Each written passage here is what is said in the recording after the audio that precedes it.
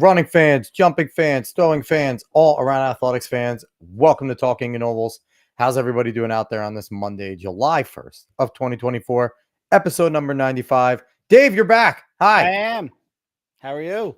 How was Vegas? Vegas was cool. The better part of the trip was the Grand Canyon. What an amazing, beautiful place. When you walk and you see it for the first time, it's breathtaking. It is absolutely amazing. I recommend everybody get out to the West Coast and get out there and see it because it's life-changing. It's absolutely surreal. And the only bad part was trying to make up with the time difference so I could try to watch these US trials because that might be the greatest US trials that I've ever seen.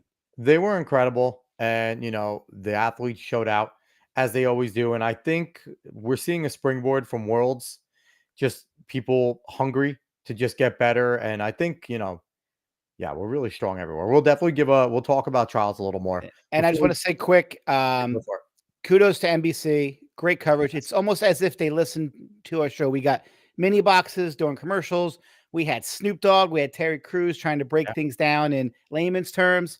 I just thought it was great coverage. They showed every event. And if you wanted to get specific, you could go on to Peacock and you could watch every single jump, every single throw.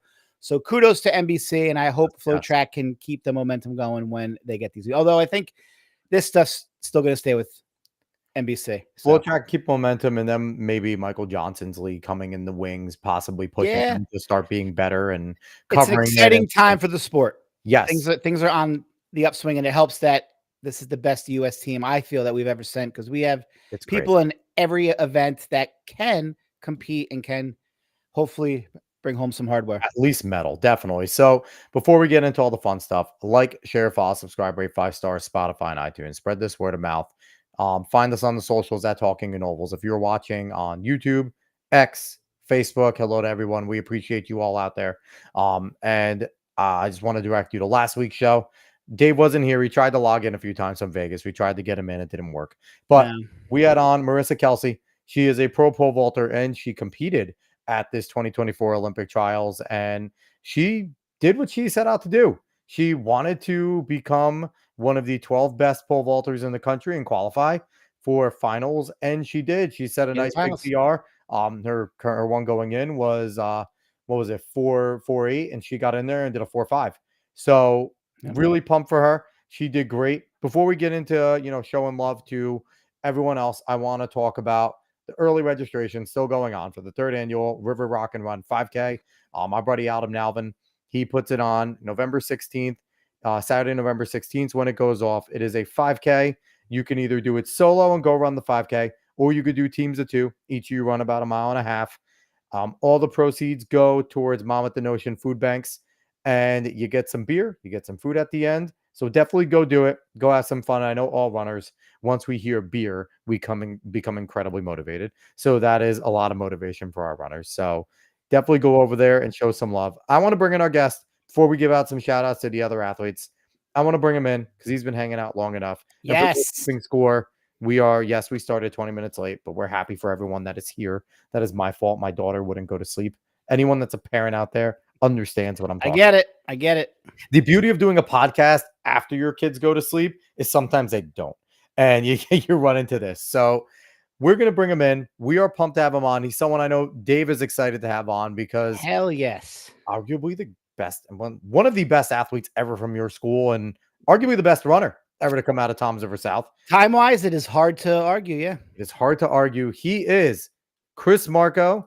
He is a Toms River native, a Toms River South alumni, Notre Dame and Monmouth alumni, middle distance coach or former middle distance coach at Emory University, 2019 to 2023, current head cross country coach and middle distance coach at Wittenberg University, starting his 2nd year. Chris, what's going on, brother? Just hanging out. Had a long day of recruiting, a lot of texts, a lot of phone calls. That's the summer grind. So living the life. Yeah, coaching doesn't end even when it comes to summer, right? That just continues to go, and we'll definitely touch on that. So I just want to bring you in because I didn't want you hanging out backstage, but I want to give a few shout outs here to some of the athletes that we've had on the show. Yeah, we have to start off with Eric Holt. Eric had a absolute tragic thing go on. He ran a really good semifinal. Arguably, he ran a PR, 145 low, and he made it on time, and the elation was, even the NBC broadcast brought up how awesome it was. He was hugging Shane Cohen and everything like that. Yep. And then in the live interview with Sirius Mag, he finds out that he gets DQ'd. And Yeah, I guess he stepped off the track in the first turn. But a lot of us speculated that it was because he was rocking at the start. Yeah, because he's a pumped up guy. Yeah, and then it ended up not being that. It ended up being something legitimate that you really can't appeal. Like that is the ironclad rule.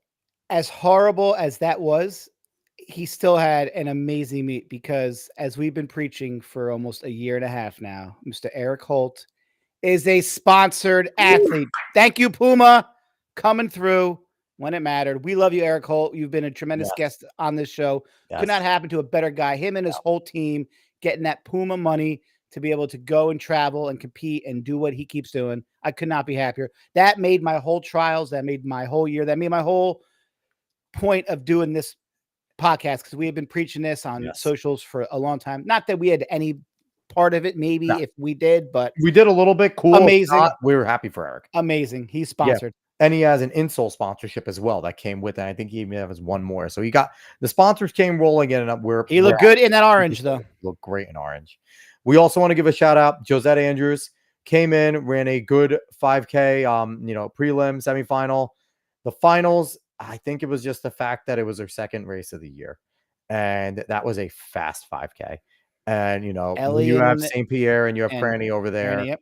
I mean, those two women were going to be probably 1-2 anyway. So the race was for third. They were rolling. You had Parker Valby there. You had so many, Kara Schweitzer, who ended up getting the spot. Carissa Schweitzer was a fantastic runner. So it was always going to be tough. And Josette is one of the best 5K runners in the country. But I think it was just nursing the injury all throughout the season, coming in, trying to run 2 hard 5Ks. And it wasn't a championship meet 5K. That was a fast 5K. So yeah, there was not a lot of championship style racing at this meet, which was kind of cool. No. They were going for it. Shout out to Elena Bruckner. I believe, she finished in the top 10 in the country. I think Jordan Geis with 2 just near podium finishes, 4th in the shot, 5th in the hammer, and just came in, worked his ass off. Hope Bender didn't have the meet she wanted, but went out and competed in the HEP and, became one of my daughter's favorite athletes. I just want to tell this story real quick. And I emailed Hope. My daughter and both daughters got punished. They were fighting, and I was like, "You're not watching any TV. Daddy TV time." So of course I'm like, let me bore the hell out of them. Let me throw the trials on. And then Hope's on. So I'm like, let me watch Hope. And I was like, Daddy interviewed her. And she's like, that's awesome. And then every time she's getting every chair, go Hope, go. And I was like, okay. And Hope gained a big fan. So maybe that made, something.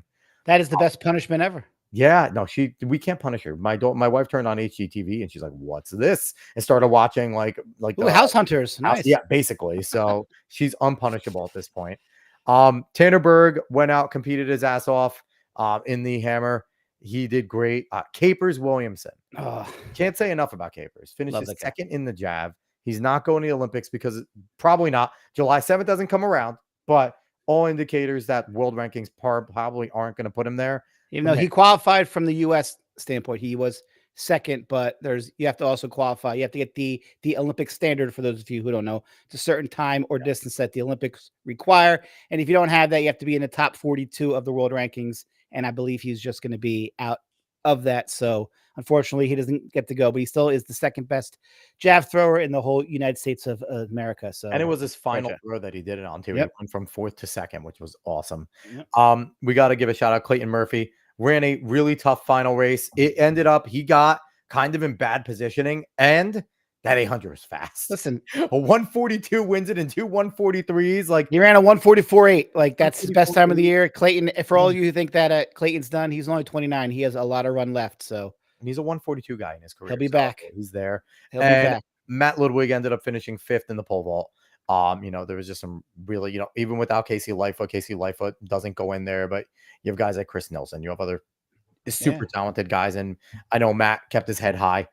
We mentioned Marissa Kelsey, and now we have to mention Justin Stafford because we are absolutely elated. Justin is one of the nicest guys we've had on this show. And Justin is more than likely going to go to Olympics with a 3rd place finish in the hammer. It sounds like that will get his world ranking up to about 35. So he should be going. He threw a PR, I think, in 3 of his throws. at this event. And I mean, you can't say enough about that. If he didn't do that, he'd have no shot. If he stayed near his PR, he would have had no shot finishing third or not. But Justin earned his right to go to Paris, and we are pumped to say, we've interviewed Olympians, we've interviewed gold medalists, but we are, for all intents and purposes, going to have a person in Paris competing that is interviewed on this show. So that is just huge, and we take all the credit for that, Justin. It has nothing to do with your coaching, your hard work. It's because you interviewed on here. No, we're kidding. Congrats, Justin. We are absolutely pumped for you. So we did our housekeeping here. Now, Chris, you've been sitting there nice and quiet. I want to talk about you. I want to talk about you and what you're doing. And like I said, we're pumped to have you on. I'm a Manchester Township kid. So, even though it wasn't us when you were running like a freaking banshee, just having somebody from our general area doing what you did in high school, honestly, it made me pumped just to be around it and things. It was awesome. And, you go off to Notre Dame, which is awesome. Come home to Monmouth. We'll talk about all that. First things first, I want to ask you, when did you get the spark to become a runner? Because most people use running as a punishment. When was it the time where you realized running's what I want to do? I'm going to dedicate myself to this. Well, to be frank, I was just bad at hand-eye coordination sports. I wasn't satisfied by team sports. I wasn't, and not that track's not a team sport. It very much is once you mature and learn more. But I was always very competitive. Always wanted to win and stubborn and got frustrated. And so when I couldn't catch a ball or throw a ball or play nice with others, I got frustrated. And so those sports were not fulfilling for me. I didn't do well with them. I didn't like them. Once I got into middle school and I realized I can just run as hard as I want and I can be the master of my own destiny, there was no looking back from there. I knew that was the route I was going to go because I got to control it all, and what I put in is what I got out. But other sports just didn't scratch that itch for me growing up. I just got frustrated.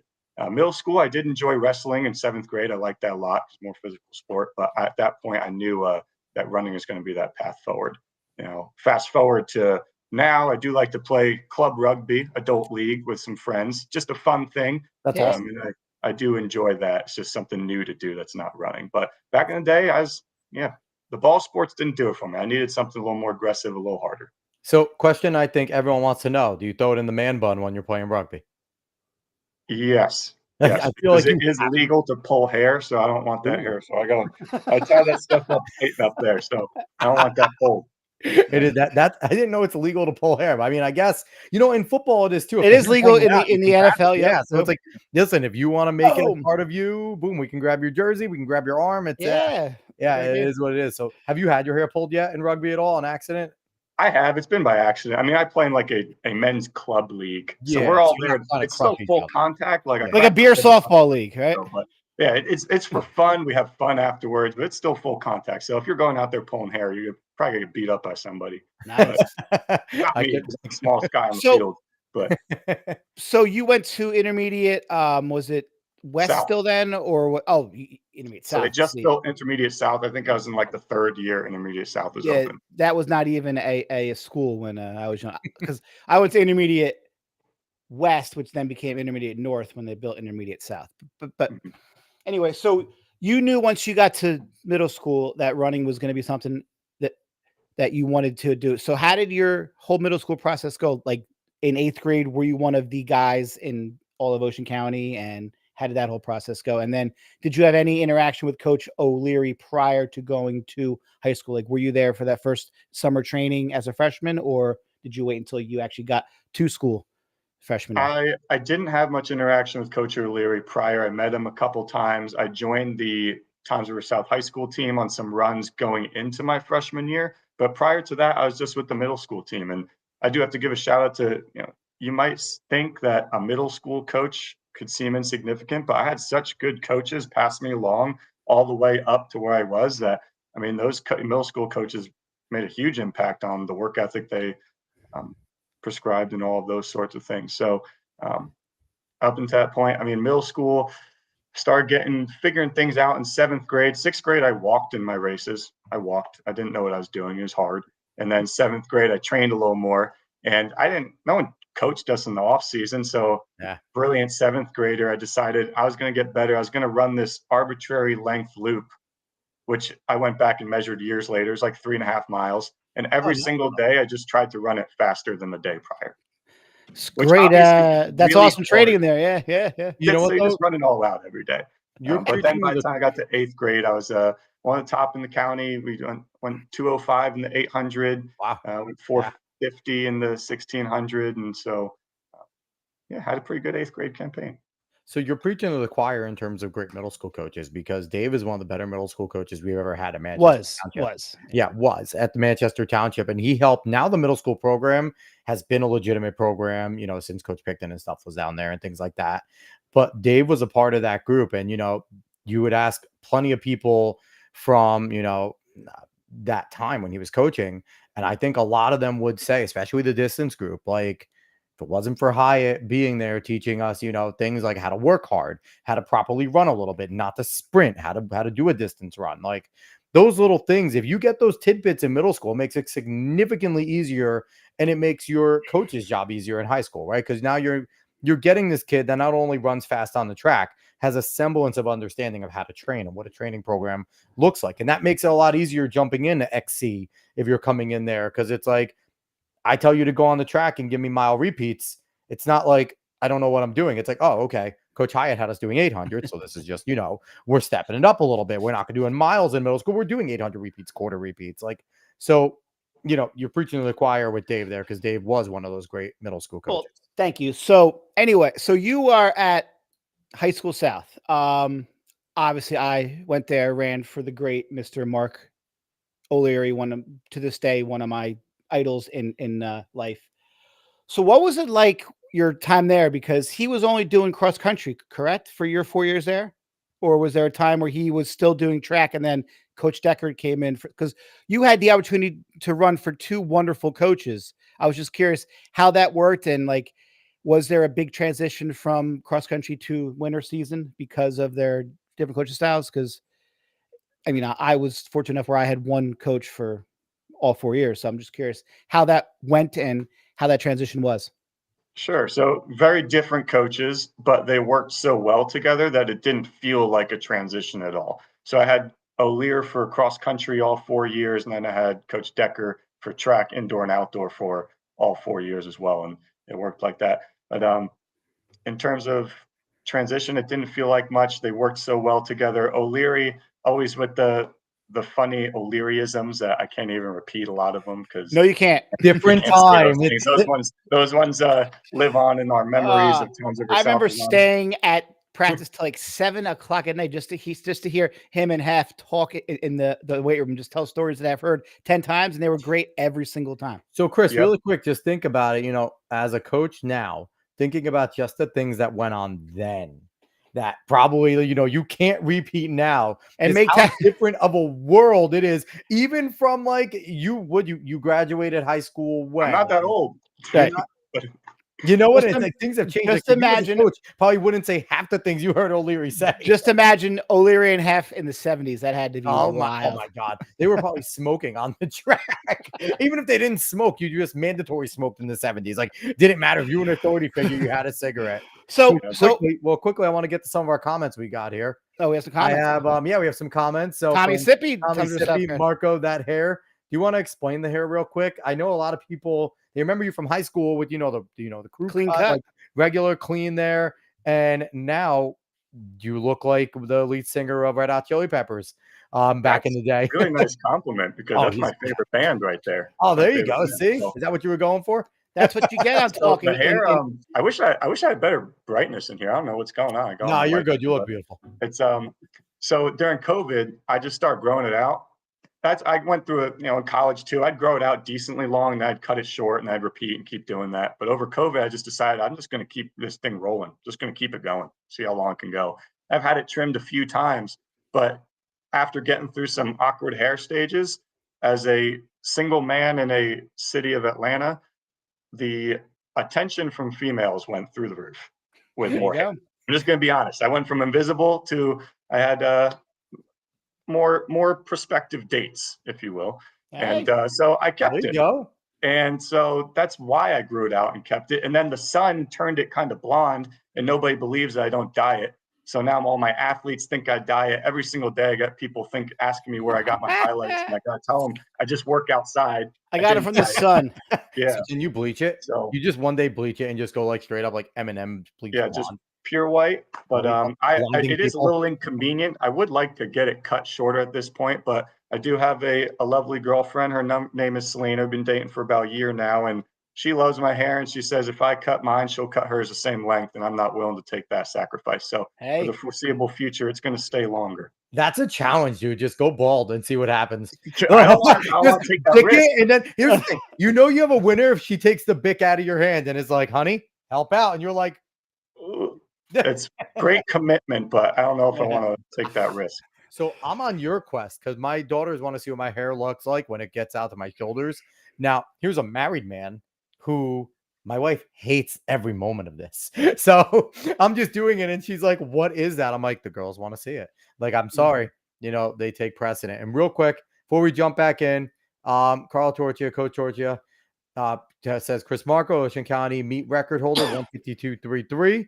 Then he also comes back with Chris won the 8, 16, and 32 at Ocean County champs, which he did. It was at Jackson Liberty. Absolutely ridiculous. So, I'm not a historian. Dave, you're more of a historian than I am. Has that ever been done before? I'm sure it has. I think Pete Hess might have won them all. Maybe. I'm sure Rich Morris had times where I'm sure that it's got to be an elite club though. It's got to be an absolute. It's great.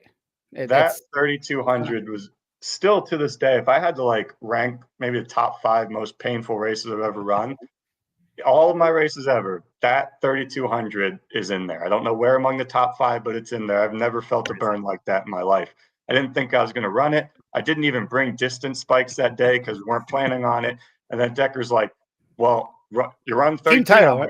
I don't have spikes, thinking that I'm getting out of this thing because I don't have spikes with me. He's not with Coach Decker. You're not. Find a friend that has the same size. So I'm like, dang, I gotta borrow my friend's spikes to get in there. And that was just 8 laps of misery and hanging on and finding something at the end. I remember my sister ran track at the time. She was at the finish, and I just like collapsed in her, and I was yelling. She's like, "What's wrong? What's wrong?" It's like my legs have never burned that bad before. But it's worth it, I guess. So that was Kyle hurt then, or did you guys go 1-2? No, there's Noah. I'm blanking on his last name, but he's from Lacey. Jacobs. Great kid. No Jacobs. Yes. That is John Flood's grandson. Yes. So no Jacobs. Great kid. Love him a lot. Sorry. Great run. Nephew, not his grandson. Nephew. And sorry, John. Yeah, he was second. He pushed it hard the whole way, and I feel bad because I just sat on his shoulder and outkicked him in the last 200. But that's all I had. That's all I could do. But he got second. I think Kyle was third that day because Kyle is still a sophomore. Yeah, he was. So I want to get into a little bit. So as a freshman, you know, like you're kind of the guy, and then all of a sudden you get like a Kyle and you get Pete. What was it like having those guys to go to battle with? Not only an XC, but you know, you guys ran a 10-16 DMR. What was it like being part of a whole team rather than just the Chris Marco show? It was so fun, and I was looking forward to it so much.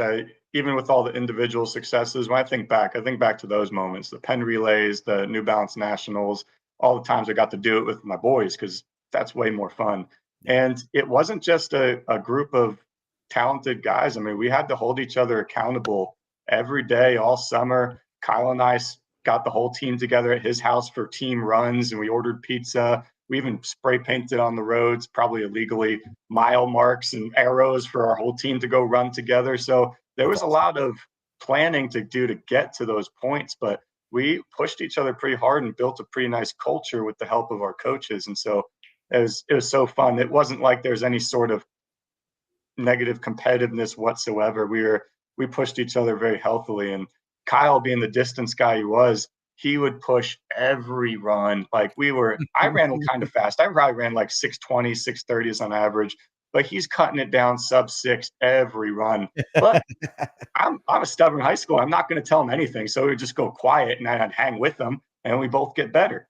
And so it was never a time I was going to say, Kyle, slow down. Didn't happen. Right. It just went through him. So in that kind of way is just one example how we pushed each other to get better. And then the speedier stuff, I got to tow him along. And then we got to bring other guys like Brett and Peter and some other guys along the way and bring everybody up together.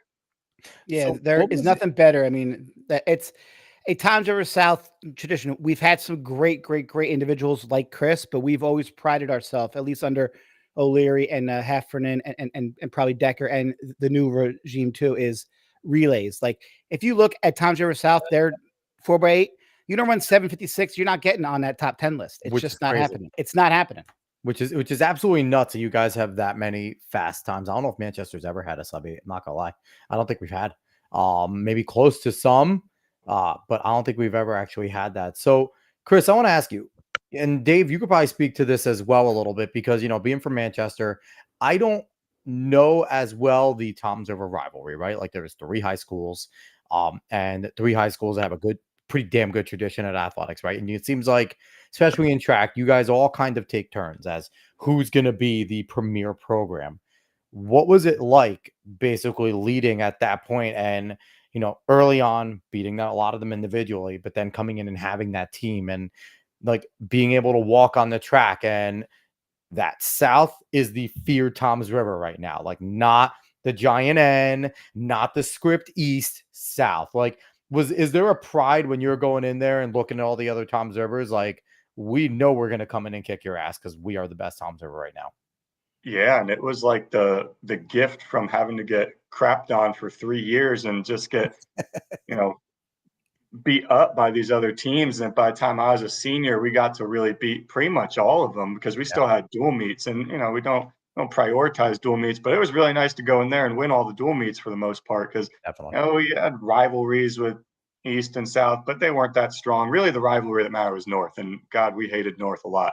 So finally getting to the point where we can beat North in some pretty dramatic fashions was just like 3 years worth of hard work paying off right there. But they had great athletes on their team. I still know some of those guys, very, very great athletes. And the dual meet my senior year, it's kind of a funny story. It was coming down to the 4x4, and I wasn't in the 4x4. We didn't plan for that. I actually ran the 400 hurdles. 8 cracks in the 7th hurdle. I fell hard. I fell so hard. Got back up, finished. I'm bruised up. My hand hurts like heck, and I'm all battered. But then we had a meet to run, so I ran the 8, the 16, and the 32. I'm like, all right, I guess my job's done. And I'm sitting on the infield with no spikes on, and they're on the 3rd leg of the 4x4. And Decker's like, we need you in there. I'm like, oh, I'm not ready. That guy's in there. That guy's anchoring.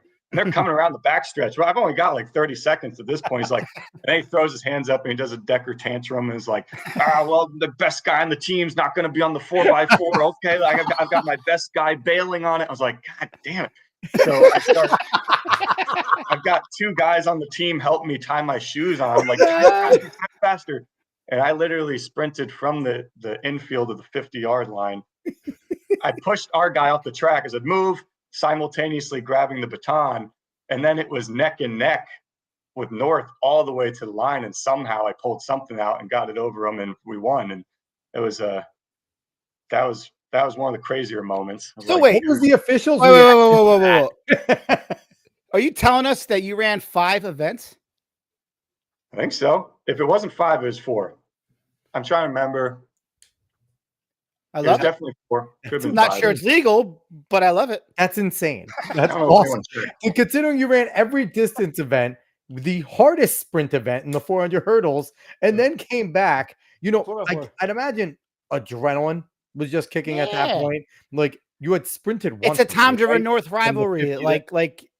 Like times mean nothing. But I think it's better that you did it against them because like Toms River North is never a slouch, especially in the 4x4. They have some, especially this year. Holy cow! This year their sprints are incredible, and they have a fantastic overall team. So it's like North is, like I said, the is in times to shine. Like right now, North is the top Toms River right now, and which is funny because Marco was there in the mid 2010s, right? Yes. When I was in school in the mid 90s, North was, we didn't even worry about them. It was East. Like we were Ocean County champs in cross country. My freshman year, we got 2nd East. My senior, 2nd East, and then 1 sophomore, junior. So it was all high school East then. I mean, it was East. It was Jackson, So it's just funny how like we didn't even worry about North, but I mean, the only reason why I worried North is because my mom taught there, so she would have some of the kids in her class. But it's funny how when I was in school it was East, when he was there it was North. I always said if Tom Shiver had one high school, I don't know who would beat him. It would be impossible. But you know what the issue would be? There would be attrition, right? Some of the kids that were maybe late bloomers that would come in, Yes. probably would never come out for the team. No. So you would have those type of guys that would just sit there, and your guys that are coming in and shocking and running a 156. Right. That would be a strong part of you know what I mean? Like you wouldn't get that guy that started out at 215 because it's 10,000 kids. You guys have like you guys would quite literally be close to 10,000 kids. Like you'd be as big as Rutgers. Like it would be insane. Like now, hopefully that never happens because then we might as well just quit sports in the shore area. Like no, I hate that idea.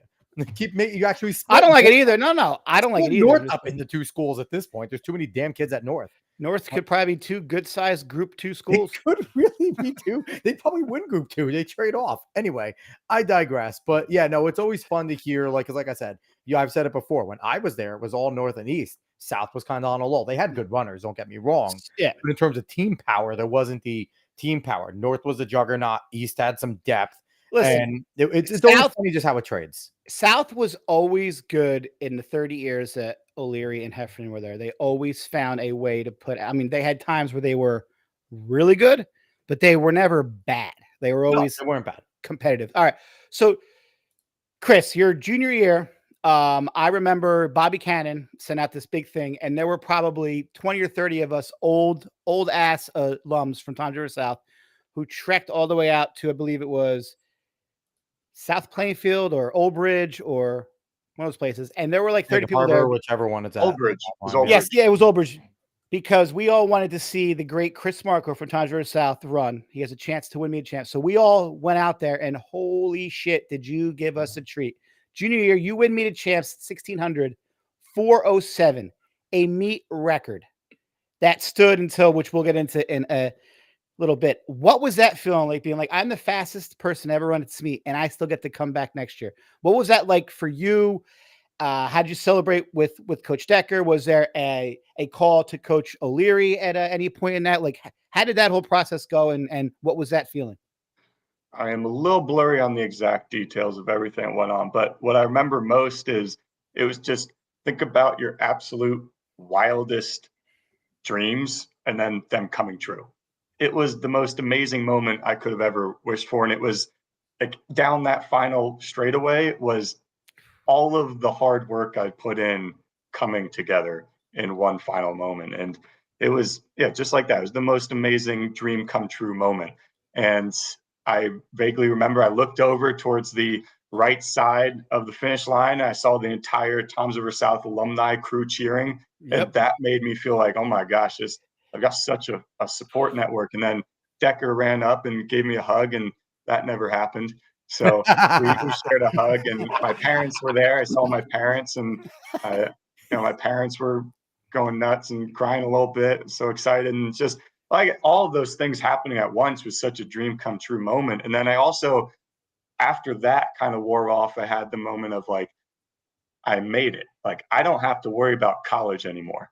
I know I'm going to go to college, and I know I'm going to go to one I want to go to. And so that was a very big weight off my shoulders. Like, I earned it. I finally got there. I don't have to worry about that anymore.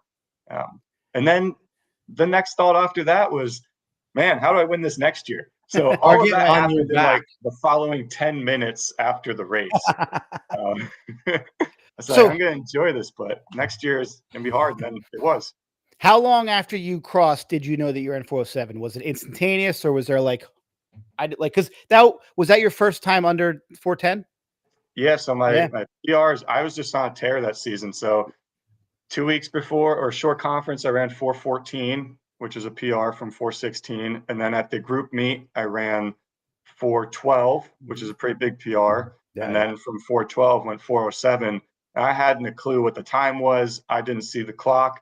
Someone came up to me afterwards and was like, that was the meet record. And I was like, cool. I didn't even know what it was. I had no expectation, right? Like going into that. No, I had no idea to win the damn thing about the time whatsoever. And so I was like, that was a really cool bonus. And I took it from Joe Rosa, who's a legend. Yeah. Like, out.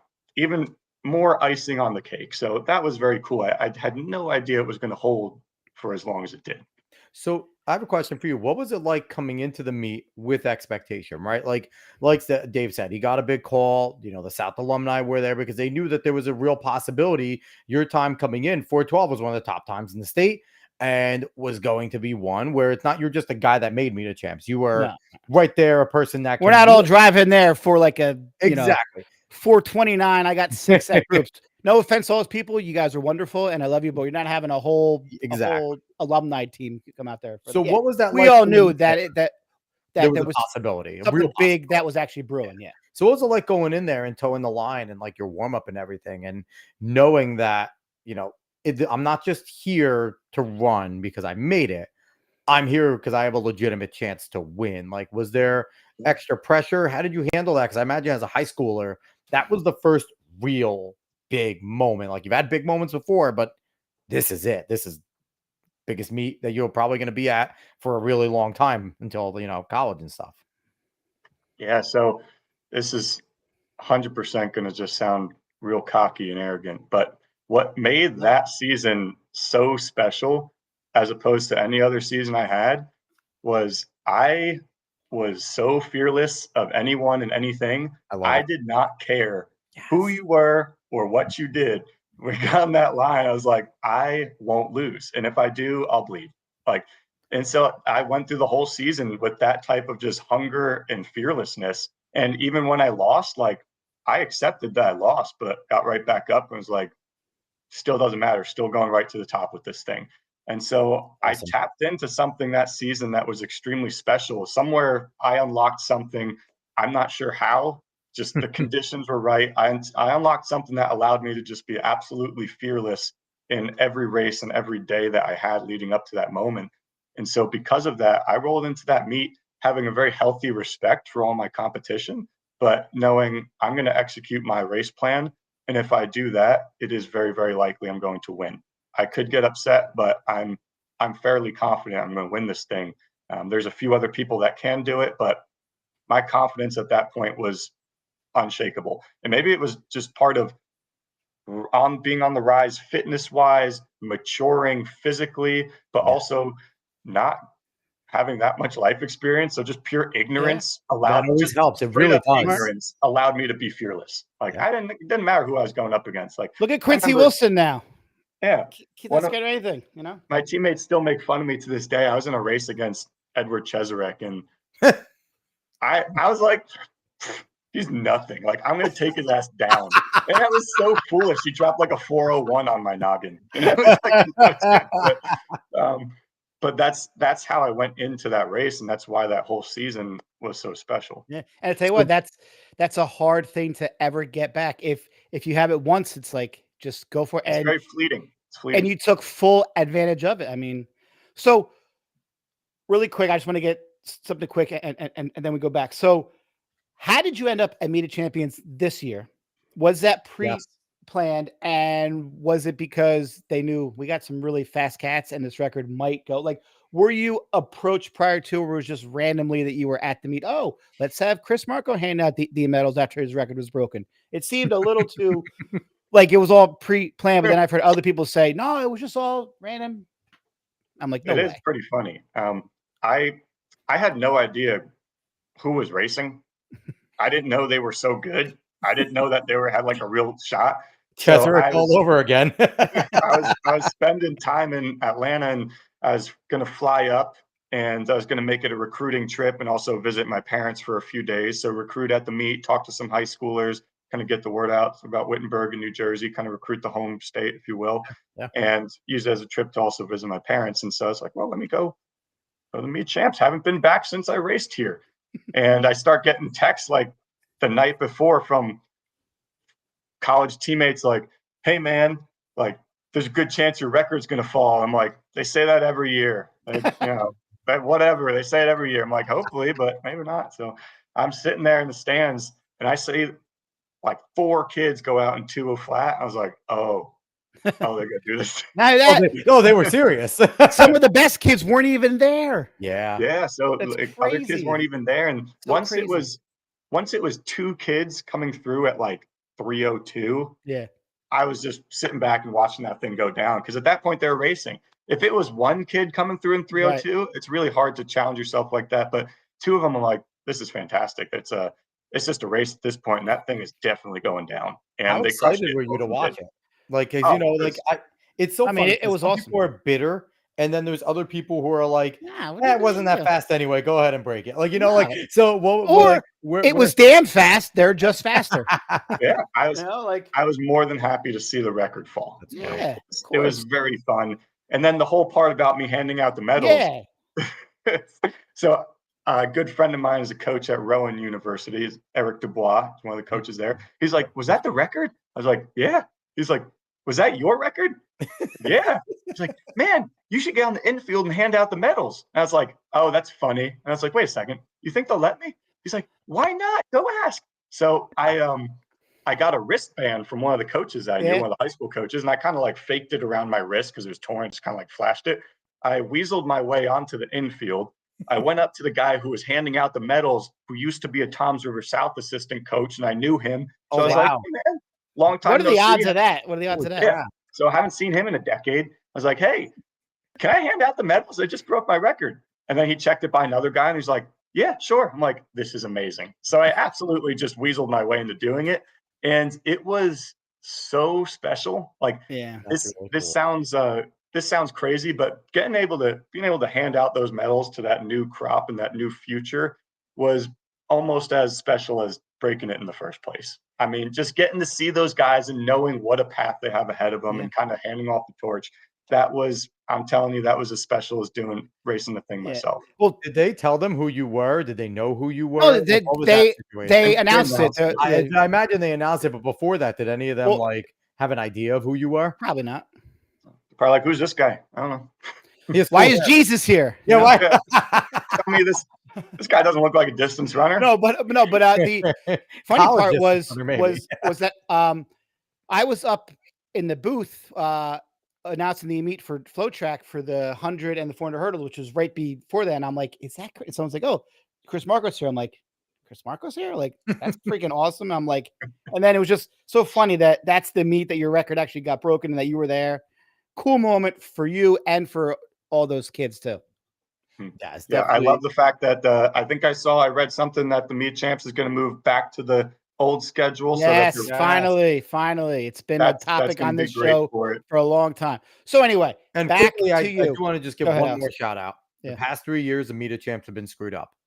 The past 3 years, New Jersey athletes that are there have shown out and put a whole bunch of top 10 results in the nation, keeping it as one of the nation's top meets, a meet that, you know, you won, Chris Marco, when it was still a very national caliber meet where the best of the best actually came in. One of the only few And states. funnily enough, it was off the episode last week with Marissa Kelsey, who's from PA, that I said something about Meet a Champs, and she's like, "What's that?" And I'm like, "It's where all of our, where you guys kind of stop at what we would consider groups, and you have like 10,000 state champions.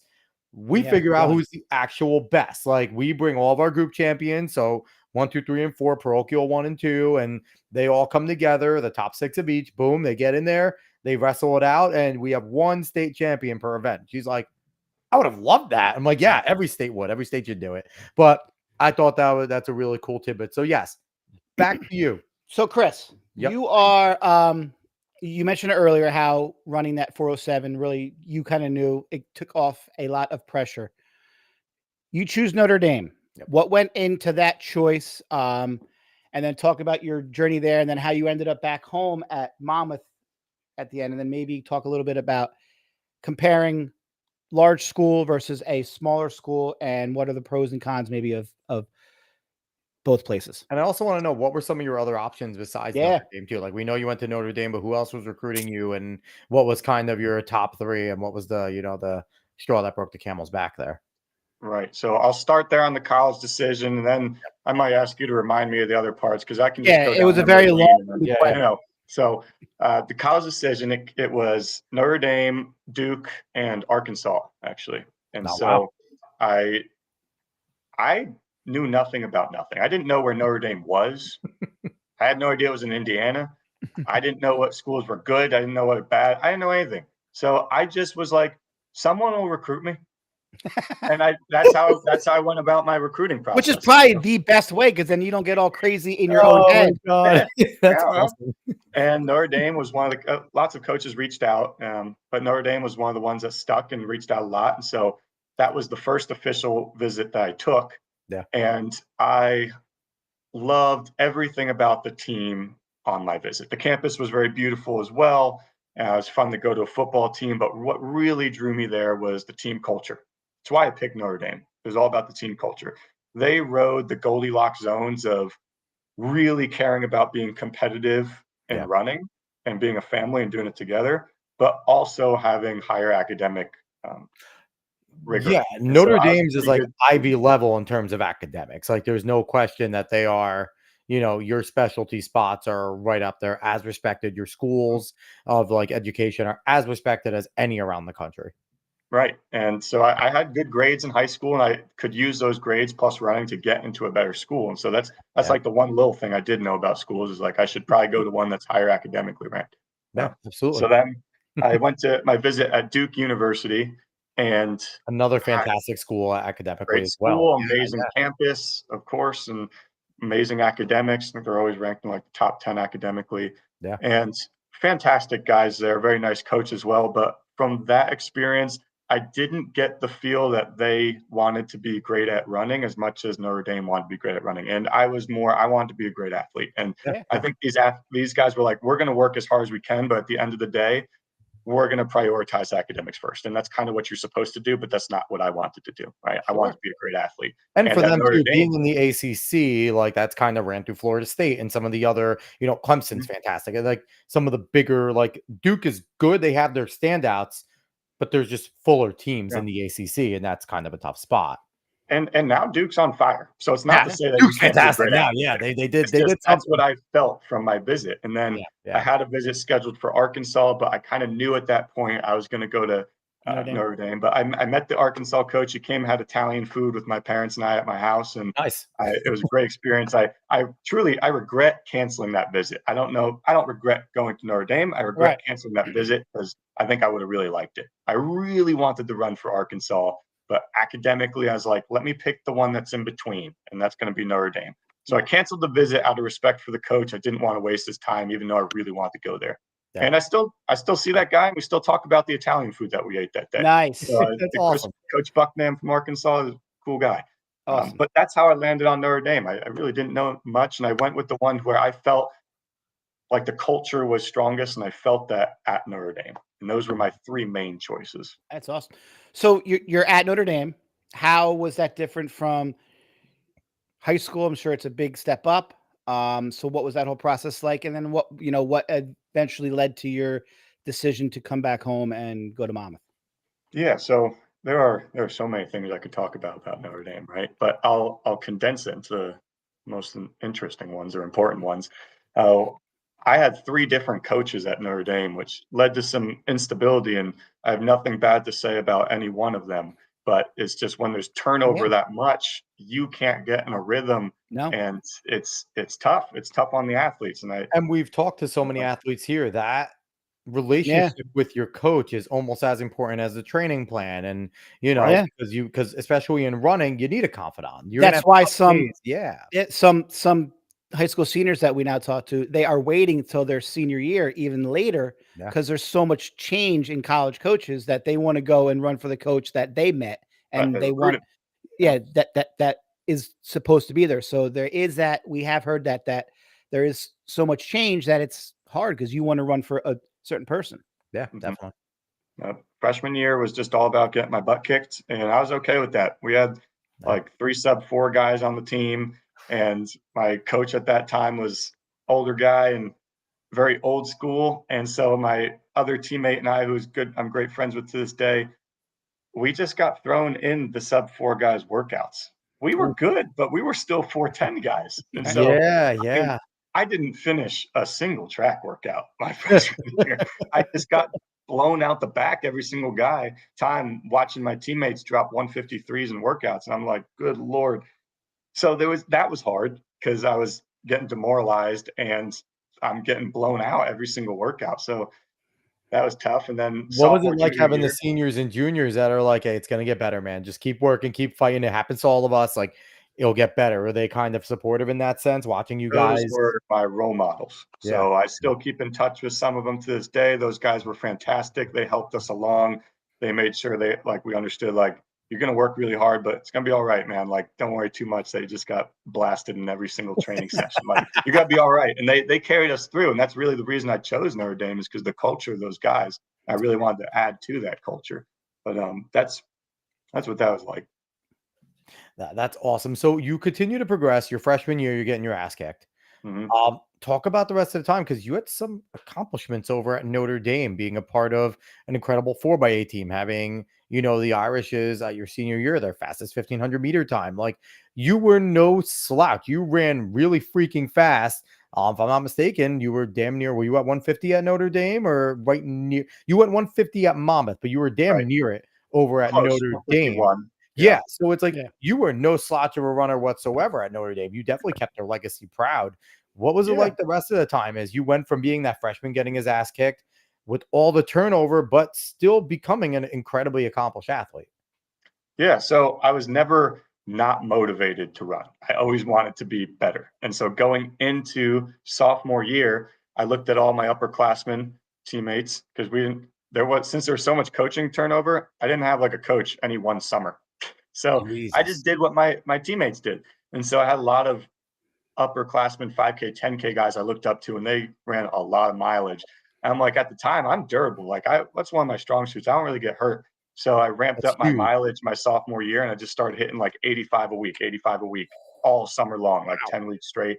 And I saw huge improvements in that cross country season, where in high school, I quite honestly kind of sucked for being a 407 miler. Like, cross times in high school were not equivalent. And that was just my fault. I was just kind of a baby. But I learned how to get good at cross country in college, and I had a lot of success there, and I really started loving it because I was having so much success in cross country as opposed to the track season. But that overflowed into my sophomore year track season, where I was having a pretty good start my sophomore year, got a crazy stomach virus where I spent like 3 days in the hospital. Wow. I lost like 15 pounds, so indoor season was gone. Made a comeback for my outdoor season, slowly climbed out ACC meet, didn't make the final, but ran 346 high. And I was like, hallelujah.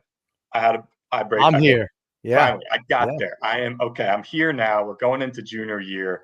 I have some hope, right? So from that point, I run around the same volume, probably around 85 to 90, 95 a week. And I was handling the volume just fine at that point. Junior year, had a really good cross country season, my best cross season. I burned out a little early, but that's one of my biggest faults, is always just going too hard all the time. And so I burned out a little early, but had some good performances, ran like 70 something place at the Wisconsin Nutty Comb, ran low Nuttycomb's a 24s huge pretty meet. consistently. Yeah. Yeah. So Yeah. Nuttycomb's awesome. yeah, Yeah. and all of that cross translated again into track. Everything rolls on to the next season. And Absolutely. so that junior indoor season is where I really broke through and finally got where I wanted to be. So I ran 403 at our Mayo Mile Invitational, and ran 403 like 4 more times that season because I couldn't get under that. And then had a pretty solid season. And then that outdoor season, I think I got hurt that outdoor season. I don't even remember what it was. I think I had a quad issue, but didn't make it through that outdoor, but had a good indoor. And then senior year, the theme of me going too hard comes back. I went to Flagstaff with my teammates. We had a new coach. I'm stubborn. I'm mad. I just think I can work hard through everything. And as a coach, that's something I do not do at all. I learned a lot from my mistakes. And so I was like, new coach. Like, I liked our new coach. He's great. He's coaching at Tennessee now. But I was like, screw this. I'm going to get good no matter what. So we went to Flagstaff, had an awesome time there. And I was just rolling like 100-105-mile weeks Oh my all God. summer long. All summer long. I was an August All-American, which means nothing. And as a 21, 22-year-old, you think you could do anything, right? You know Oh, yeah, everything. I'm a real adult. I'm about to be a college graduate. Like, you know it exactly. all. Yeah, I knew nothing. And I burnt myself out so hard that I had to shut it down for like a week. Every single run was miserable. My sleep got all messed up. Like I was so scared I gave myself a hormone issue. I don't think I did, but everything changed after that. Once I burned myself out that bad, everything kind of changed after that. Still to this day, I don't like. I didn't. That was youth, and then I got old after that. In terms of At athlete, least you I learned your hurt lesson, myself right? so bad there, and so I ran like crap my whole senior year cross country, which was very disappointing because I was a leader on the team and I really wanted to set the example. Yeah. But I rested hard after that. Ran 4:04 that indoor season with my teammates and didn't PR that indoor, but honestly had a better indoor season because me and my teammates got 4 guys to the conference final, and that was a huge moment That's for awesome. our team. And our coach, she was very excited about that. And they only take 10 to the final indoor, and we had 4 Notre Dame guys in there. That's incredible. As the leader on the team and have my underclassmen there with me, pulling us all along. And that was a very, very special moment that I look back on. And that outdoor season at Stanford is where I was flying high, and then I ran 3:43 in the 1500. Awesome. And unfortunately, a little later that season, I was dealing with some hamstring issue, and I couldn't quite train the way I wanted to. So I was just kind of like going a little bit down. So I didn't get to finish the season, but I still got to run at the regional championship for the first time ever and get to close it out in a good way. And that's such an awesome, career. I want to jump in real quick. Darren Peters has a question for you. One of our frequent watchers. Darren, we love that you watch us all the time. But what was the pace of Easy Miles under all 3 coaches? Now, it seems like you didn't listen, but what was their goal? Like, what were they trying to get you run under all 3 of them? What was their goal pace for miles? The answer is going to be so unsatisfying because they didn't tell us what pace to run. Right. They just said run 30 minutes. I mean, even high school level, you'll say easy, but everyone's easy is different. Or you kind of group people up, right? It's like, I expect this group to be a little bit more. This group, you guys take it a little easy. If you're up running with X, Y, and Z, we know you're running too hard. But so did you guys discipline yourselves, as a team? Like, did like, okay, for this 9-miler, let's not go under, this is an easy day. Let's keep it 7 minutes. Let's keep it 6:50. Let's keep it for the most part. Something people easier kind of where we're not judge gonna hurt that. our legs. Yeah. Yeah, people judge that themselves. My freshman year, I was having like a minor panic attack because my freshman year, we probably ran the slowest mileage. A lot of our mileage was like 7 to 7:30, and this is Indiana. It's not hilly, so we just kind of ran slower, but we ran a lot more. And I was freaking out because in high school, a lot of times, I mean, I only ran like 50 miles a week, but I was running like 6:15 to 6:30 pace. And so I'm like, I'm gonna get slow. And so I was freaking out a bit, but then once I bought you'll get strong. Yep, we got strong, did a lot more mileage. It all worked out in the end. And then as I grew up into an upperclassman, 6:40 is really where we fell most days. Yeah. And some days were easier. Some days we pressed a little bit. And I would say more long runs than not, we pressed. And if I can take one memory from Notre Dame that I think back to, it's the long runs. I feel like that is where I went from boy to man in terms of athlete. It was the long run, even for a middle distance guy like myself, getting out there running 16 to 18 miles, hitting a 4-mile tempo in the middle at 5 flat pace was man making. And we did that most Sundays. And so that's the big piece that I impart on my athletes. Like, even if we're not hitting this long run hard, that long run's the most important day of the week, in my opinion, even if you're an 800 runner. So in terms of like, to answer Darren's questions, like we didn't really get most of it, but probably around 6:40s, and those long runs, we typically hit pretty hard. Again, if you need an easy day, you didn't have to go with it, but there was always a group going hard. And if there was a group going hard, I was going to be a part of it, right? For good or for bad. And so that's what we did on Sunday. So quick question before you jump in there, Dave. Good. Who call out the guy? Was it you? But who was the guy in the last mile dropping a sub 5? Was it you pushing that? No, I wasn't the 5K, 10K guy. Those guys dominated the long run. It was Mike Clevenger. Good friends with Mike Clevenger to this day, but man, there's always a guy that last mile they're just like, let's go. And it's like, no, we promised not to do this today. There's Mike Clevenger and Jake Kildew, and those guys would crank, and then it was myself and usually Kevin Pulliam hanging on the back, like motivating each other, like, come on, Kevin, we can hang on, we can do it. And that's how Kevin and I got a lot better. And those guys just dropped, they hurt us on every long run, right? It worked. That's awesome. By the way, I want to thank Darren. He is our go-to and really helps us out. Like he was helping us figure out who, if Justin or Capers was gonna qualify. So thank you for all of your help in He has a cool Wikipedia page. I'll post it up. figuring I'll, us out. Yeah, he's get it over. a wealth of knowledge, and he really breaks things down to really help figure out who's going to be qualifying for the Olympics and all other things. He's awesome. So thank you, Darren. Absolutely. So Chris, so you finish up at Notre Dame, you do 4 years there, and then you have some eligibility left? Yes. So I had eligibility left. I was planning on doing it at Notre Dame, but some weird things happened there. So I thought I had eligibility in cross country. Turns out, because I ran one race in a jersey my freshman year, I didn't. So I find I don't have that eligibility. If you went to college now after COVID, you'd have like 7 years left. Just handing out eligibility. And I was trying to I'm like, protest isn't this it. guy? I tried to get, I'm like, how is Matt Centrowitz running for Oregon this year? I mean, they'll find a way. So I didn't have that eligibility, and I didn't really have a master. Notre Dame is hard. Like they can only help you so much getting the master. So I couldn't even get into the MBA if I tried and wanted to. I kind of talked to them, but the MBA counselor kind of nicely told me you're not getting in, and I understood and got the hint. Like, and they looked at you like, wait, where did you graduate from? Oh, you graduated from us? No shot. You're not Harvard. You're not Yale. You're not Oxford. You're not. You're an athlete, and your GPA is like just okay. Nah, we're not. Your that GPA is only a 3.9. You don't have a weighted 4.0. Like, so then there was another major. There was another major that just started as like a master's in nonprofit management, and they needed people, which was perfect. I needed a master's, so I was going to do that. Turns out they cut the program like months before it was going to start. I'm like, what the heck? Now I have nothing. So I only had eligibility for the second semester. So I was only going to compete during the second semester and be an undeclared grad student, which is what only like part of winter and all of spring. Yeah. So I was going to part of winter, the important parts of winter and all of spring. Yeah. So I lived in the track house. I worked in the vending warehouse at Notre Dame. So I got up at 6 a.m. to get into the warehouse, and I moved a lot of heavy stuff for like 8 hours and delivered it. A lot of water jugs, strongest I've ever been in my life. And then I tried to run after that, and it was miserable. And I was doing it on my own because I couldn't practice with the team. So things were in a pretty miserable shape. I couldn't practice with the team. Was Coach Joe still there? Coach Capagni?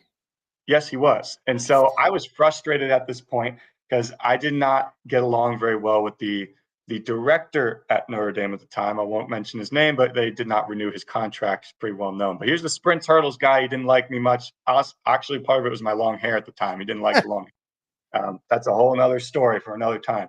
But he didn't like me, so he didn't make me a volunteer assistant, which would have allowed me to practice with the team. Yeah. So I'm working in a warehouse, 6 a.m. to whatever, and then training by myself afterwards at Notre Dame with eligibility on the table. I'm like, what am I doing? I'm frustrated. So I called Decker.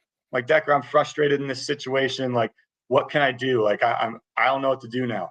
And he's like, what about Monmouth? I was like, sure. They've got a 146 guy over there. Oh, yeah. Dylan was a monster. Oh, yeah.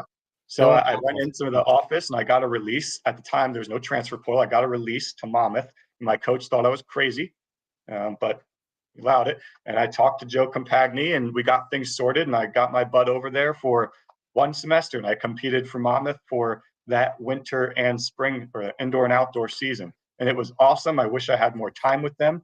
I regret nothing about my Notre Dame experience. That was a fantastic experience as well. I just wish I had more time with that Monmouth crew as well, because they were a very special team. So a lot of weird circumstances to get me to the point where I was at Monmouth. And the most asked question when I was at Monmouth from all the team was, why'd you come here? I had to tell them, like, listen, guys, you have something really special here. Like, forget about all the fancy backpacks and all that crap. You've got a really great culture and a really great family here. And I can see that. You've got great coaches that care about you. Now, so take that for granted. Was Allie Wilson there then? Or, second place in the 800? Shout out to Allie. Yeah, so I know Allie Wilson very well. She lived in Atlanta for as long as I lived in Atlanta, running for Atlanta Track Club. So we hung out pretty often because we were on the same team at Monmouth. I'm good friends with her boyfriend, Bernard. I just saw her at a friend's wedding a year ago. So yeah, I'm good friends with Allie. So that was an exciting ride. Thank God Monmouth is out of the MAC. Honestly, you guys didn't belong there. You're a MAC guy. Damn good. I am a MAC guy, being from Marist. You kicked our ass. you guys outside of XC where Iona was king, indoor and outdoor, like, and even like Manhattan, Ryder, they were used to the ones like competing for like the championships. You guys just came and kicked in the freaking doors and dominated the MAC while you were there. And then it was like, all right, we'll go back to a more competitive conference. It's like, piss off. So how did you run in that one semester at He's a Monmouth? monster. I ran pretty well. So I had such different coaching at both places. I went from very cross country distance based at Notre Dame, which is nothing wrong with that. But when I PR'd in the mile at Notre Dame, I like never touched mile pace. It was threshold, threshold, threshold. It was great. I got really fit from that. At Monmouth, I didn't do a threshold. We hit speed, speed, speed. That was great too, because I started dropping really fast times in the 800. Yeah. And at the end of the day, I still ran 403. So from this end of the spectrum and this end of the spectrum, I just ran 403. You got stuck at 403, right? But your 1500 is equivalent to sub 4. Right. It's 1500. Yeah. Well, it's like 401. Yeah. It's close. And 343. So you're not running 17 seconds over that last 100. I've seen Chris Marco kick. You're not running 17. Yeah, there's no way. You will be the only thing I could see. You're running like 16.1 and you're running like a 359.5. Yeah. I'll take that one. There you go. That. So done. It was said here. It's done. You are a sub 4 minute mile. There you go. You and like a lot more at Monmouth, and that was fun. I was like, this is my last semester. Put me in all the races. And they did. I had a blast. So at the MAC Indoor Championship, I ran the mile prelim, I ran the 8 prelim, and then I ran the DMR anchor. And then the next day, I ran the mile final where I got my butt kicked. I was pissed. I got my butt kicked. Well, you have Iona guys going sub 4 that don't race all fucking year. So they just I got played attached and run at 358, and it's like, we hate you. And they're usually this like tall guy from like some Eastern European country. Like, now they have the kid from Brick there who's doing really well. Dilcher. Dilcher. Yeah. Yep. So then I ran the 800 and 4x8 because they had that too. So 6 races in 2 days, and I was all about it. And then the IC4A championship at Boston University was super fun. Got to run 4x8s up there. It was a blast. So got to race a ton at Monmouth and really get to contribute to a team where at Notre Dame, it really wasn't about the team at all. And it's not in those Power 5 conferences. Yeah. It's cross country or it's track. And it's not really about the team unless you are a cross country team or a track team. You don't have both of those things together. So it's nice to be able to contribute to a team in kind of a mid-major, if you will, conference. So you're done with you're done with your eligibility at Monmouth. What was your thought process then? Were you wanting to keep running? Did you know that you wanted to get into coaching? What was that transition like? And did you want to keep going? And how did that all take place? Yeah, I definitely wanted to keep going. I felt like I had unfinished business and I had more to give. I think that was ultimately right. I absolutely never thought I'd be a coach. It was like, not interested. Even as an athlete, I didn't care about how to do it. I just wanted to show up to practice and work. Don't tell me the other stuff. I don't want to know it. Just give me what we're doing. So I never thought I'd be a coach, but I was finishing out my master's degree there and still training. And then it came back to bite me. That time I said I didn't really get hurt. I started getting hurt, and really I had an ankle roll, and I rolled my ankle. I rolled my ankle a couple months later, and I rolled my ankle a couple months later, and that one felt like a gunshot. And so I had to get my ankle fully cut open. They had to reattach my ATFL and CTFL, those 2 ligaments, because they were like snapped backwards. Yeah, they weren't there on me either. I'm so thankful to my surgeon who did a great job, and I can run to this day. But that took so long to recover from, and that took running out of the equation for a little while. So I wasn't thinking about running. I couldn't run for like a year. And so I was finishing my master's. I was a graduate assistant. I was tutoring. I was doing all these things and really getting into finance, getting into my schoolwork because I didn't have running to get into besides helping out and coaching. And there was a day on a bus ride home. Don't know where we were coming from, but I'm talking to Coach Torello at the time and telling him like, hey, I've got this job interview here. Like, I'm looking at this finance job. I can live over here and do this and that. I was like, what do you think? And he just goes, oh, you're scaring me. I'm like, what are you talking about? What do you mean? It's like, I think you should try coaching. I'm like, really? He's like, yeah, I think you'd be good at it. I was like, you mean it? He's like, yeah. So I was like, all right, man. That was it. That was the end of the conversation. And at that point, I'm like, I'm going to try coaching because this man is my role model and he thinks I can do it. So I'm going to go try it. I'm going to do it. And so the opportunity at Emory University popped up at a very good timing in that summer and then Tom Sippy, who I see commented on here, knew a Lynchburg alum, knew the Lynchburg alum who was the director at Emory at the time. He helped me get the interview. One thing leads to another. Boom, I'm in Atlanta as their assistant coach there. And so my plan was to, once I recovered from this ankle surgery, start training with Atlanta Track Club because Dylan Capwell from Monmouth was there, and Allie was there, and Brianna Stratz was there. And I had Monmouth people there. Yeah. But what I realized quite quickly is like, there's no money for me, and that's totally fine. I wasn't looking for money, but I needed so much special care because my ankle, and I was a hassle. And as someone who was a coach, I'm like, I don't want to be a hassle on someone else. Yeah. And so then coaching started really taking off for me, and my priorities changed. I realized, what am I more fulfilled doing? Like limping through trying to run still, or coaching? And so coaching really took the main stage, and that's the direction I went. I still got into race shape because I wanted to prove to myself that I could do it after such a big injury. And years later, I did. I got back down to like 347-ish. I PR'd awesome. In the 5K, actually. I went 14:25. Awesome. Never ran the 5K before. So I did get to that point, and then a hamstring injury knocked me out, and that was where I stopped competing competitively.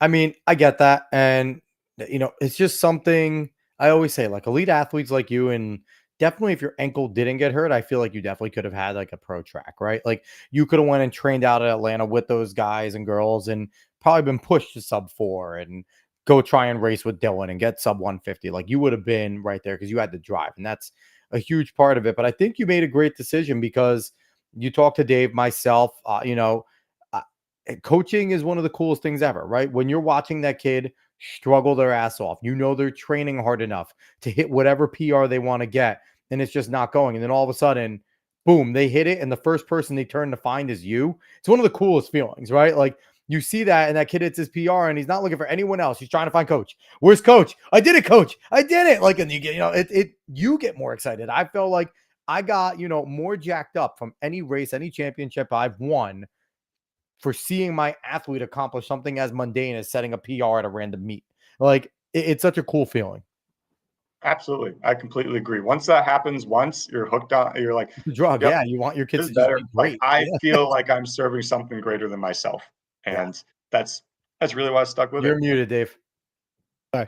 I said, you could see why Mr. O'Leary and Hef did it for almost 40 years because every group is new, and you build a bond and a relationship with every group of new incoming freshmen, and then you're with them. And it's hard to find that time of when do I leave? So they just stayed, and we were all better for it. But you're going to love coaching. I can tell from just talking to you that you have the proper acumen and patience, and just by some of the things that you said, how you've learned how the sport has evolved and changed, especially the whole distance running, like you need more rest now and things, but you're going to be great because you've learned so many things, and you've had so many coaches. Not that that's always a great thing, but you could take some bits and pieces somewhere.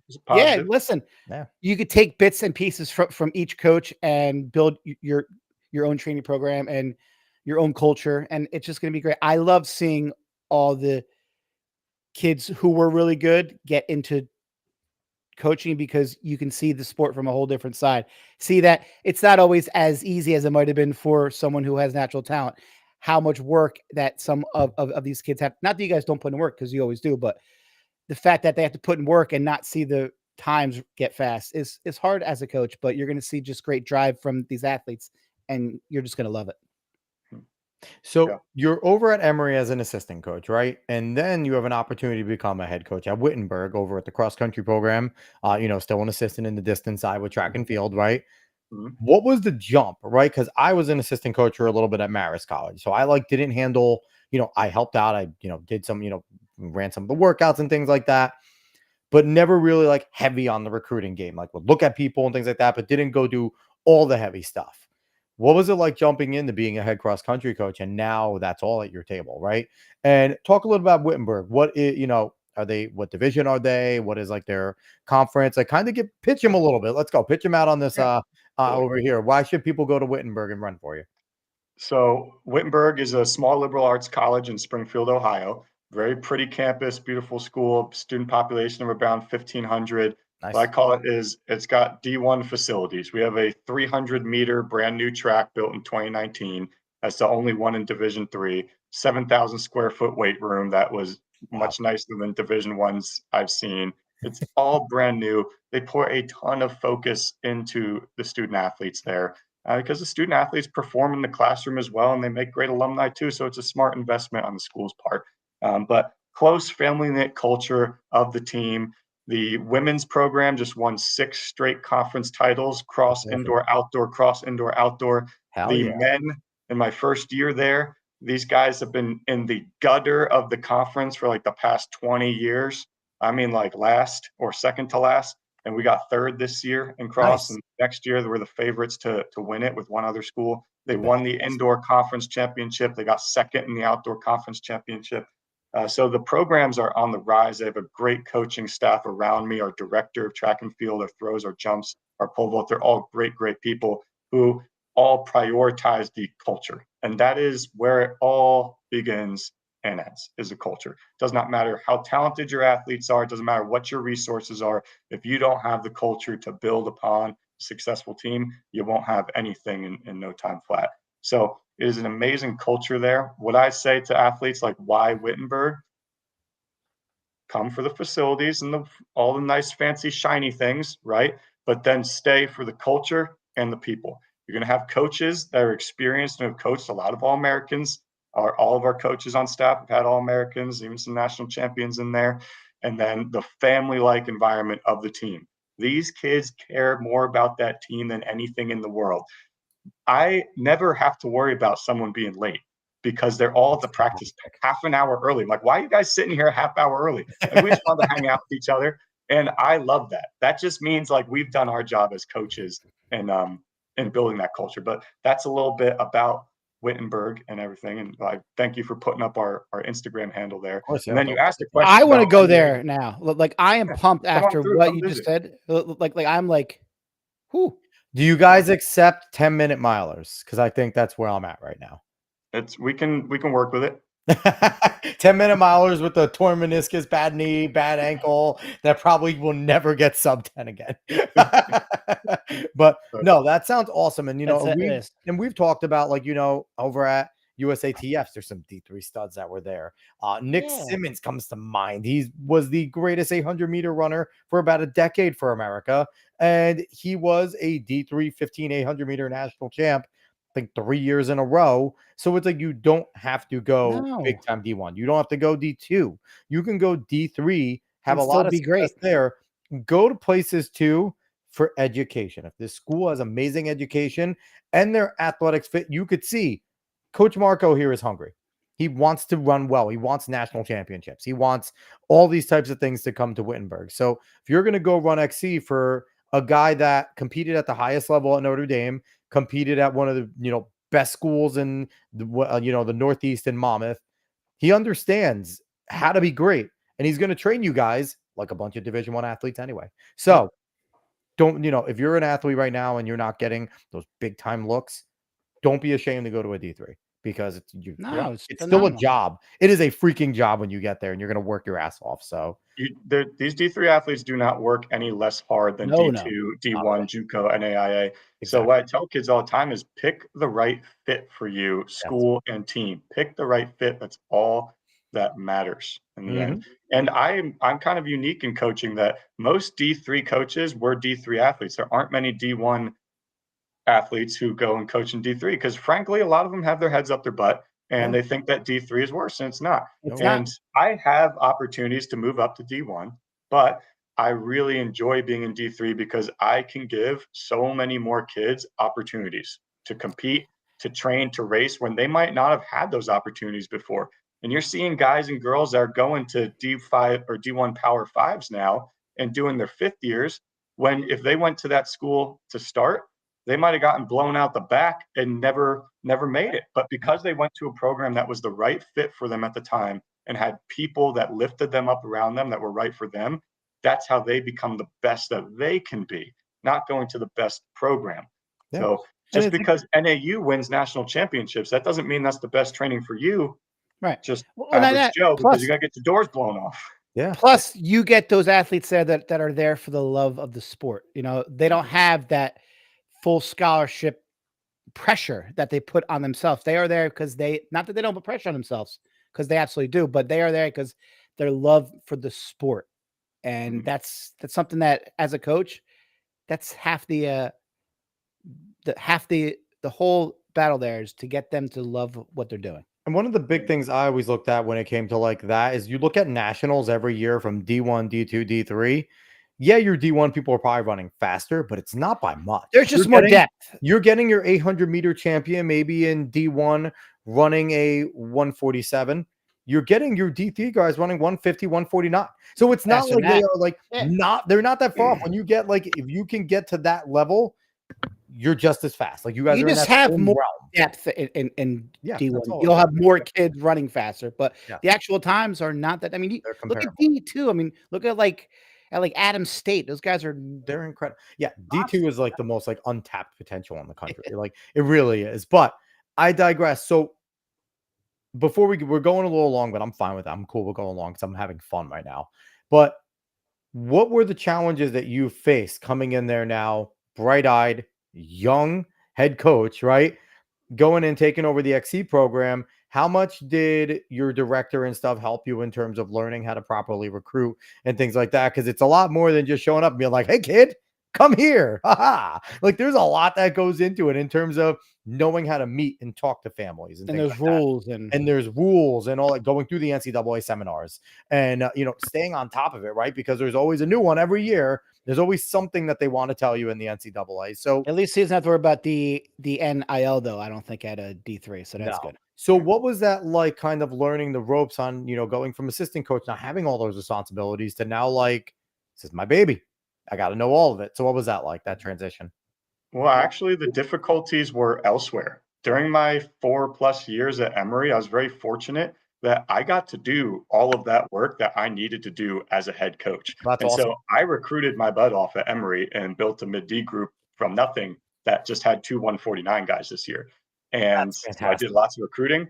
I got to coach my own athletes, and that's not something that the director at Emory had to do, but he gave me a shot and allowed me to build my own group and coach. And that's something that I would not have gotten in D1 job. They would have said, go do the paperwork, right? But I got more opportunity just as the athletes do.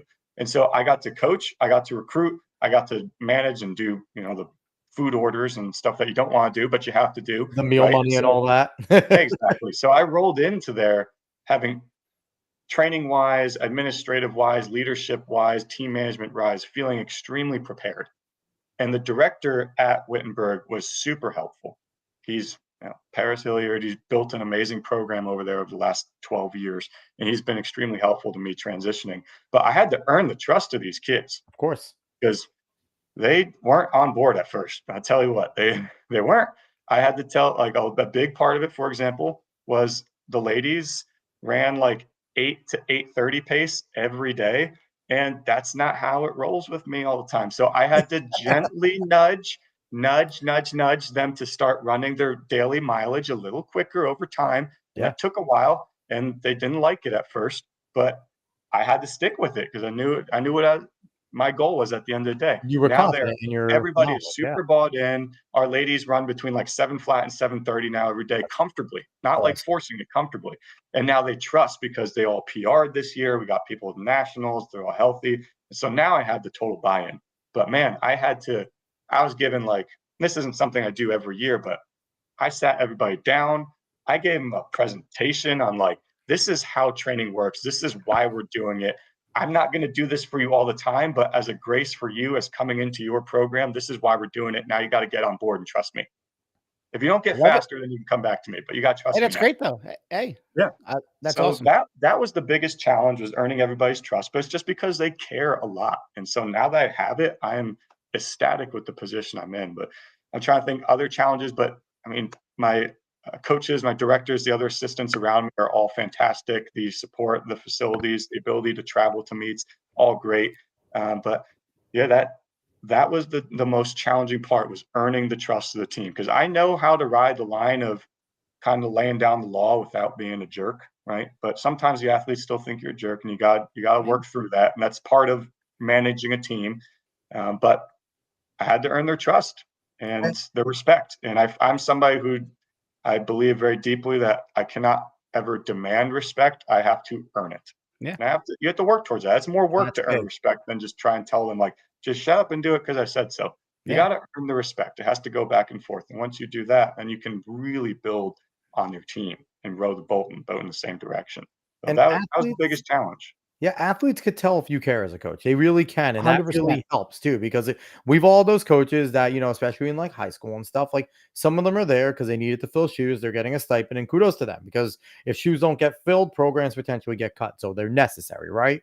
But it's like you could tell when that coach is there and they are passionate and they're trying to get better while making you better. And they genuinely care. They're not there.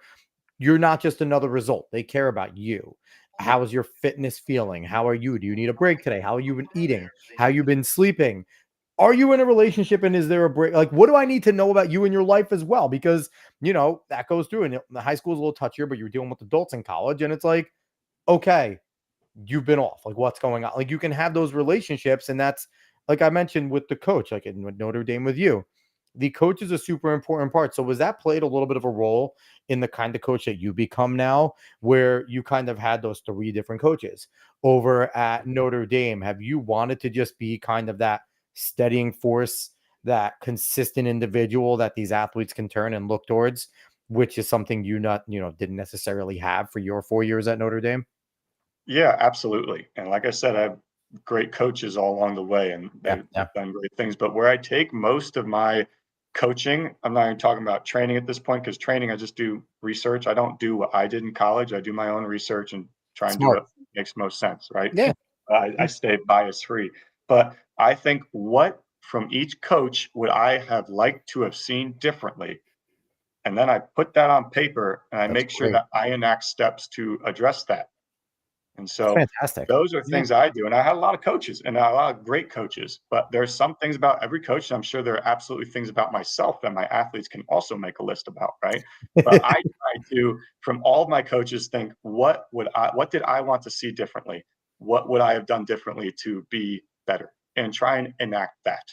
Yeah, and that's smart to always keep growing, and to assess yourself in a very honest manner. Don't fill your head with "I'm great, I know everything, everyone else is wrong." Like, always consistently test yourself and take inventory on what you're doing and on your own self, and that always helps.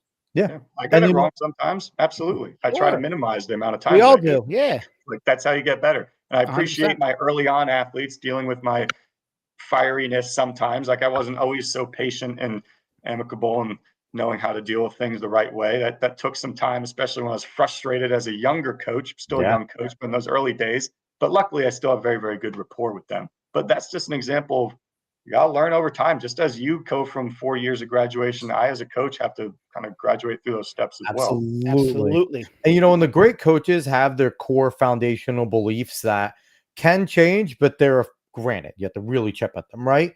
But it's the peripherals that you have to be willing to change with, right? Because we're all distance runners here. We're Distance runners are very different from each person.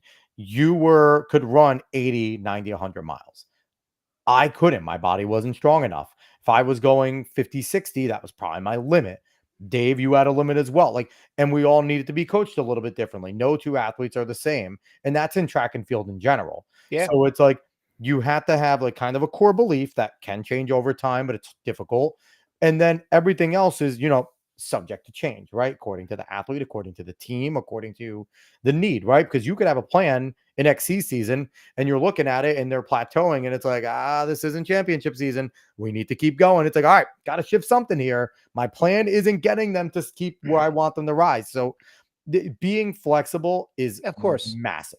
And you have the demeanor and the drive. I could see it still. It's evident. It's not that drive for wanting to be a great athlete has now the drive to be a great coach. And the only advice I can give as an old man that has coached, and with Dave too coaching, work your ass off, but don't go crazy. Like, It's don't tough. drive yourself neurotically nuts. You're going to have, again, successes and failures. And, it's hard, right? Because you're trying to do your best for these athletes. Try not to drive yourself crazy. Don't have a mental breakdown over it. Things I feel happen. I've gotten through the years in which knocks out most college coaches. I've surpassed that. So I've conquered most challenges. There you go. I feel good about that. I feel like I've braved the storm for the most part. I love it. Ask veteran coaches, there'll always be another one. Oh yeah, I'm sure. There'll always Never be not another a one. headache. Every day is a different day. Absolutely. So, Chris, thanks so much for coming on, man. We appreciate it. Oh, the last thing we want to ask you, where we ask everybody before we get out of here, one of our big goals, you heard in the beginning, we talked about, we kind of gave ourselves a humble brag talking about all the athletes at USATFs. We talked about Eric getting a sponsorship. One of our big things is we want to try and help facilitate change in this sport, right? Because you were thinking of going pro, but you probably at that point knew the reality of going pro means going broke, working my ass off on a second job to be able to try and live out my dream, right? One of our goals is for that to not happen anymore. It's the choice of going pro and okay, in the lower league. I'm not a fast guy. I'm still going to make 150,000 a year, right? We want to get our pros to that point. So, what is one thing that you would do, being a person that's been in the sport, if you had a wand and you could wave it and poof, that you would do to change the sport to get more casual fans involved that would then bring that cash flow over to our athletes? A big question, I know. This is a tough question for me. It's gonna make me sound like such a dunce, but I'm such a bad track fan. Like I'm a bad track fan. Pete Collazo actually is like, I don't mind track, I just don't pay attention to it. I didn't watch. I don't watch. The trials. I hate this, but I didn't watch any of the trials. Really? Okay. I didn't mean it that way. I was on vacation in Orlando, and then I was in Louisiana and like a bayou this past weekend. You were doing your thing. Well, you missed Allie, he doesn't mean it. Allie, he doesn't mean it. Sorry, Allie. I sent you a text. He watched the women's 8, Allie. But I guess for me, is there any well-watched sport that there's not a ton of money in?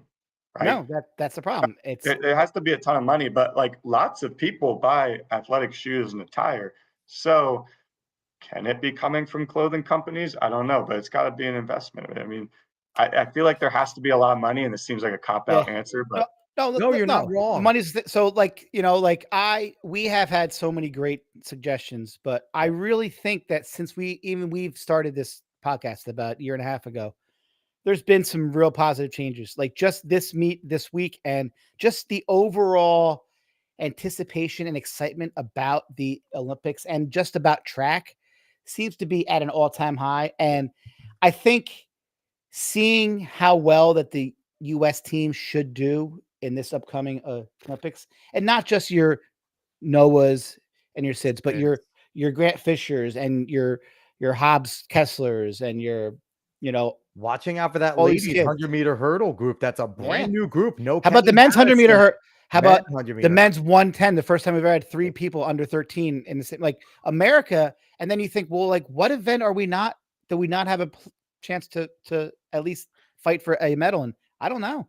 I think we have medalers in almost everywhere. Maybe Jav, because Jav we're still picking up there on the men's side, but still, our Jav leader is right there. He has the Olympic. We've had years where like there wasn't an American in the distance from 15, 5, 10. There wasn't an American. Now, I mean, Grant Fisher's there. He's been 4th. He's been 5th. I'm like, we have got. It's just so fun to see. A 142 can get you a place. Yeah. So it's like, we're in a good spot.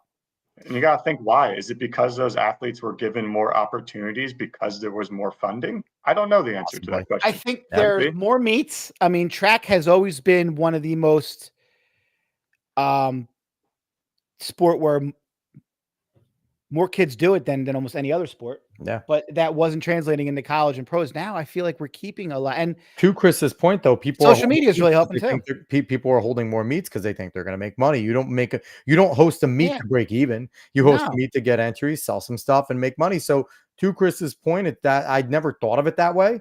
But with more meets and more opportunity, it definitely seems like we're trending in that direction of making more money, right? And I think having like Hoka and now you have I don't know if you saw the trials. Now they have Zendaya doing all their commercials. Yeah, She's their Zendaya's the spokesperson now. on-running spokesperson. So like it's, Yeah, yeah. where I work as a teacher, so many men and women have Hokas or Ons, and they don't even know anything about running. They wear them because they're comfortable shoes. So Yeah. just the fact that you see more and more people wearing these track shoes as regular everyday shoes is only helping. And Chris, I think you just hit like Occam's razor, right? The most logical explanation is probably the best answer, right? How do we make it better? Money. And I like that answer. So, True. Chris, thank you so much for coming on, man. We appreciate everything. Chris, Thank it is you. an honor to have someone from Yes. my past high school doing such wonderful things. Not only watching you run and your journey on the actual track, but just talking to you now and just seeing the passion and the love that you have for your athletes, and that this sport has given you so much and that you're giving back. That's why we do this show. Yeah. It's just incredible to see, and you make all of us at South extremely proud. Thank you. I appreciate it. It's been a fun time going down memory lane and kind of really rewalking the steps I took to get to where I was at. Because sometimes I forget how wild that's been and how I got to where I'm at. So it's been so fun, so appreciative of the Times River South Alumni Network, and it seems to be so strong and still going strong. So thank you so much for having me on. And that is our whole goal, is to give you guys a chance to talk Absolutely. about yourselves, because you guys are such amazing athletes and even better people, that this is our pleasure. And I can tell right now, you're going to do great things at Wittenberg. And like you said, you're going to have more opportunities. And whether you stay at Wittenberg and make them a D3 juggernaut or move on to go to, bigger schools or things like that, I can just tell you're going to be successful. So I have to say this: when you are a successful major national caliber, national champions coach, we also want you back on so we could talk a little more. And we plan on doing this show, up until we're both old and decrepit at this point. So it's like, we'll see you in 10 years when, you're now one of the people that Sidious Mag is interviewing every week because they have a new guy doing something or new girl. So yeah, we're excited to get you there, but we're pumped. And thank you for coming on once again. Wittenberg XCTF, at @Wit_XCTF on Instagram. Go support them there. If you're a prospective athlete, get in touch with Coach. How do they get in touch with you? Do you have an email? Yeah, give out? so they can go on our athletics website under track and field. There's a recruiting form. If they drop a recruiting form with some basic information, then that's the best way to get in touch. Or on our website is also my cell number and email. Definitely. So go over there, get in contact with Coach, give him a little bit about yourself. So, recruit yourself. And again, and quick before we go, if you're an athlete, market yourself. Market yourself. Biggest thing you could do. Just because you're not getting looks doesn't mean a coach doesn't want you. They might just not know you're there. So market yourself. Send your things out. You never know. Anyway, we're talking in ovals. We appreciate everyone that watched, everyone that's going to listen, everyone on YouTube, X, Facebook. Thank you all so much. We will be back next week. We will have another fun and exciting show. And yeah,